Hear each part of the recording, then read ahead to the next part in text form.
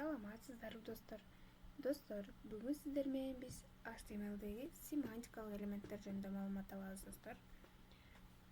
Семантикалык элементтер достор, бул HTML'дин 5-версиясынан баштап пайда боло баштаган тегтер болуп саналат.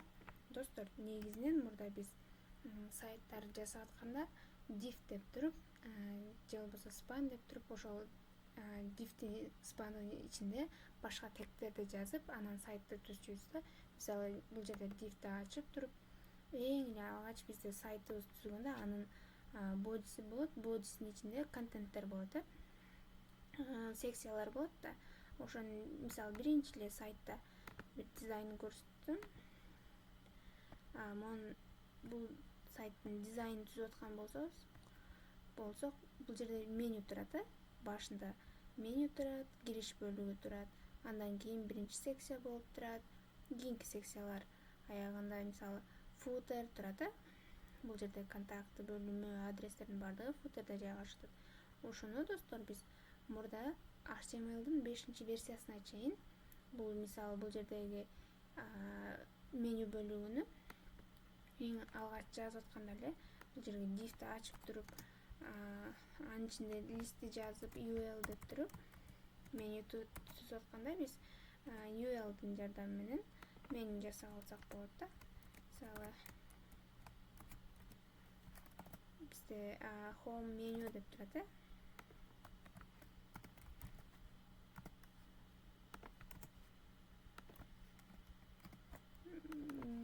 меню, андан кийин блок деп турат го. Мурда достор ушинтип жазып алчубуз да, divди ачып туруп бул жерге ID деп туруп, мисалы бул меню болгон үчүн меню деп айдысына, андан кийинки контентибиз бизде бул бөлүктү өзүчө div деп туруп, аны header же болбосо section деп алып, ошентип жазчубуз да. Мисалы divди ачып, анын айдысын section деп, анын ичине контентти толтуруп жазчубуз достор.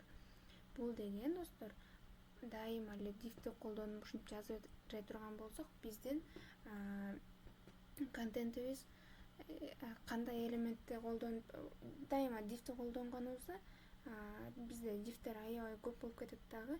Кийин биз кодду карап атканыбызда түшүнүксүз болуп калат да. Кайсыл жер эмне мазмунду камтыйт, кайсыл жер сайттын кайсыл бөлүгү дегенди түшүнбөй калабыз да. Кодго келтирип издеп көбүрөөк убакыт колдонобуз.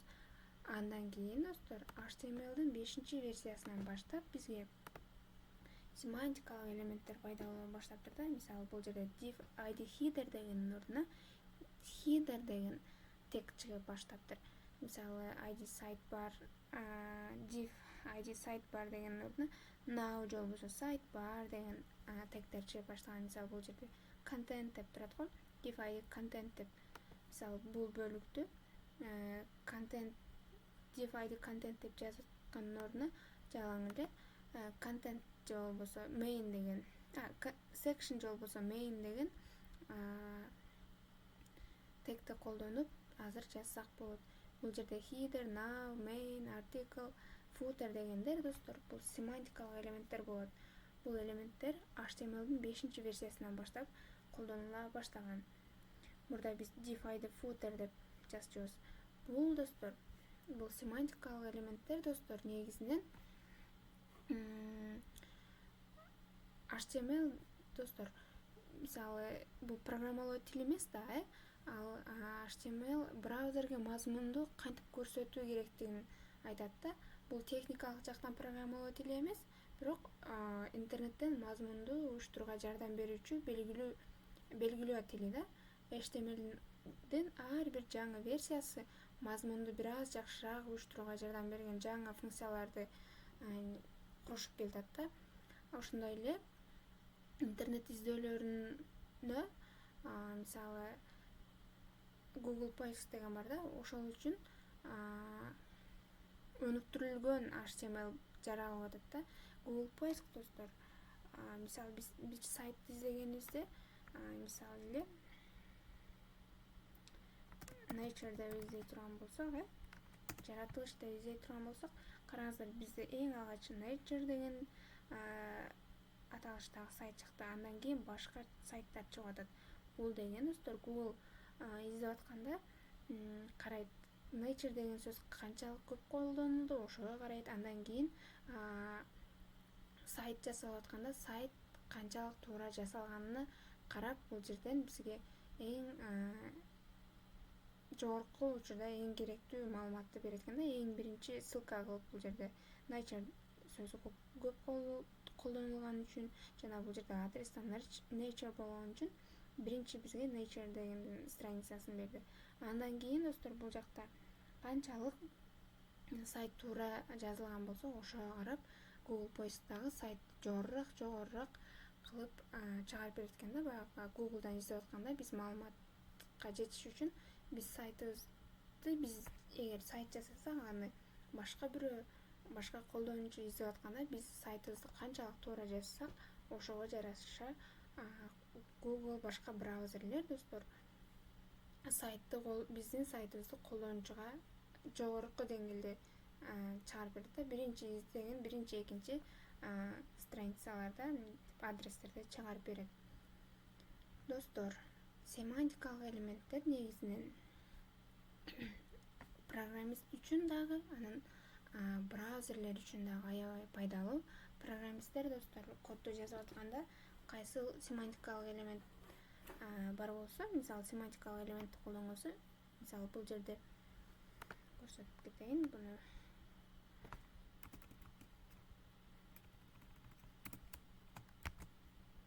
Header деген бизде семантикалык элемент бар. Header деп жазганыбызда достор биз сразу эле түшүнөбүз. Бул headerдин ичинде header бөлүгү болот экен. Бул жерде уже менюлар, бул баштапкы бөлүк экен, сайттын баштапкы бөлүгү экен деп түшүнөбүз да. Ал эми кийинки бөлүктөрдө мисалы моундай семантикалык элементтер бар. Now дегенибизде бул значит бизде навигационный ишлетмелер камтылган жер экен деп түшүнөбүз. Мына бул жерде main деп тег турат. Main дегенибизде бул уже биздин сайтыбыздын негизги бөлүгү экен, контент жагы экен деп түшүнөбүз. Контенттерде main өзүнө бир канча sectionдарды камтышы мүмкүн, article же болбосо aside деген тегтер бар, ошолорду камтышы мүмкүн. Ошондой эле бул жерде footer деп жазып турабыз. Footer деп көргөнүбүздө эле достор, бул уже сайттын footer аяккы бөлүгү экен деп түшүнөбүз достор. Бул семантикалык элементтер программист үчүн дагы аябай мындай маанилүү, кодду жазууга түшүнүктүү. Биз билебиз бул жерде кандай код жазыла турганын. Ошон үчүн аябай керек. Ошондой эле Google поиск үчүн дагы аябай керектүү элемент болуп саналат. Достор, эми бул жерде header деп жаздык. Бул header достор сайттын баштапкы бөлүгүн камтыйт. Мисалы бул жердеги баштапкы бөлүктү бул сайттан дизайндан көрсөтүп турган болсом, биз мисалы бул бөлүктү, баштапкы бөлүктү header деп атап алсак болот. Бул себеби сайтыбыздын башы достор. Сайтыбыздын башында сайтыбыздын иконкасы турат, же болбосо негизги маанилүү нерселер ушул жерде турат. Бул жердеги менюну достор now деп туруп жазсак болот, же болбосо меню деген тегти колдонуп туруп ушул менюну түзүп алсак болот достор. Же болбосо бул жерде header деп ушул контенттин баардыгын header десек болот, же бул жерде section десек болот. Себеби бул биринчи документ, биринчи секция болушу мүмкүн. Андан кийин бул бөлүктү достор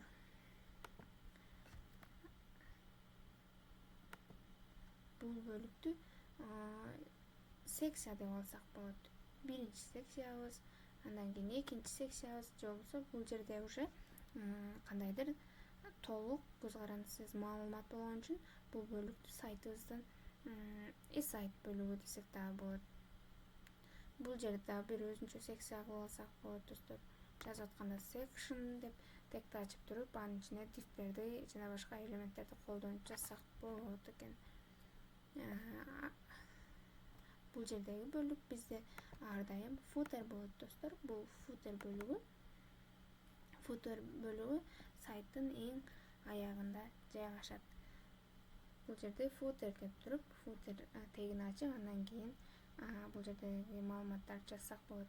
Мисалы эле достор, бул жерде Apple'дын страницасын көрсөтө турган болсом, Apple'дын страницасына дагы ошол семантикалык элементтер камтылган.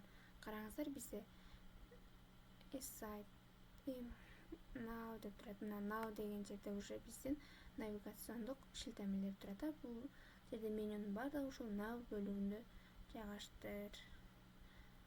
Андан кийин main деп турат. Көрдүңүздөр, main теги ачылды дагы. Main өзүнө бул негизги контентти камтыйт. Бул mainдин ичинде бир канча секция болушу мүмкүн, сайт болушу мүмкүн. Mainдин ичинде биринчи секциябыз бул. Мисалы, экинчи секциябыз, үчүнчү секция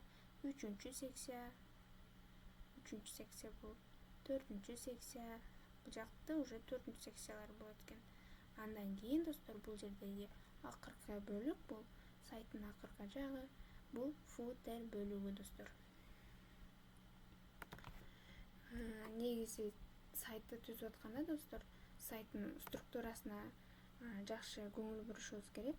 Сайтыбыз кандай түрдө болот деп. Бизде сайттын структурасы ушундай түрдө болот.